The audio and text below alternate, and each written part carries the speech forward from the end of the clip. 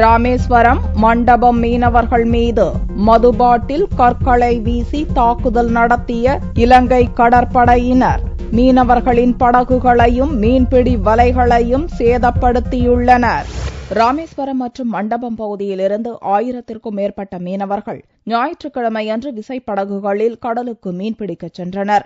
தனுஷ்கோடிக்கும் கச்சத்தீவுக்கும் இடையே மீன்பிடித்துக் கொண்டிருந்த மீனவர்கள் மீது அங்கு ரோந்து வந்த இலங்கை கடற்படையினர் மது பாட்டில் மற்றும் கற்களை வீசி தாக்குதல் நடத்தி விரட்டியடித்தனர். மீனவர்களின் படகுகளை சேதப்படுத்தியும் மீன்பிடி வலைகளை அறுத்தும் எறிந்தனர். இலங்கை கடற்படையினரின் இந்த தொடர் அட்டூழியத்தால் ராமேஸ்வரம் மற்றும் மண்டபம் மீனவர்கள் மட்டுமில்லாது நாகை, காரைக்கால் மீனவர்களும் மீன்பிடி தொழில் செய்ய முடியாமல் தவித்து வருகின்றனர். மீன் பிடிச்சிக்கிட்டு இருந்த எங்களை வந்துட்டு ஒரு 20-25 போட்டுகள்கிட்ட கல்லுகளையும் இதுகளையும் வச்சு அடிச்சு எங்களை ரொம்ப சித்திரவதை பண்ணி தொழில் பண்ண விடாத அளவுக்கு பண்ணி, அதுவும் நம்ம ஏரியாவில் இப்படியே பண்ணி நைட்டா நாங்கள் திரும்பி கரைக்கு வந்துட்டோம். அவங்களுடைய தொந்தரவு தாங்க முடியாம ஒரு போட்டுகள்ல வலை கயிறு எல்லாத்தையும் வேற வெட்டி விட்டுட்டாங்க. மத்திய அரசுகிட்ட சொல்லிட்டோம், மாநில அரசுகிட்ட சொல்லியிருக்கோம். அனைத்தையும் சொல்லி செய்வோம், அதை செய்வோம், இதை செய்வோம் சொல்லத்தான் செய்யறாங்களோ இல்லையா, எதுவரைக்கும் இந்த மீனவர்களுக்குங்கிற எந்த ஒரு பாதுகாப்புமே எதுவும் கொடுத்த மாதிரி தெரியல. கடந்த 30 ஆண்டுகளுக்கும் மேலாக தொடரும் இலங்கை கடற்படையினரின் தொடர் தாக்குதலுக்கு